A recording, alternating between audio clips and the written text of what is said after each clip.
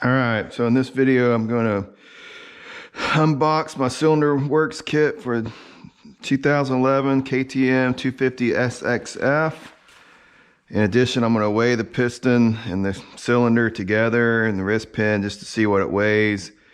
And then when I can pull the 250 piston cylinder from this bike, I am going to weigh them together just to see what the difference in weight is.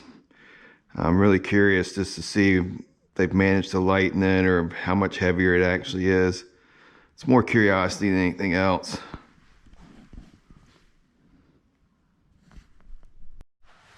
Alright, so before I open it, you can see that the kit includes supposedly hand-matched cylinder and piston, top-end gasket set, piston ring, circlips, and wrist pin.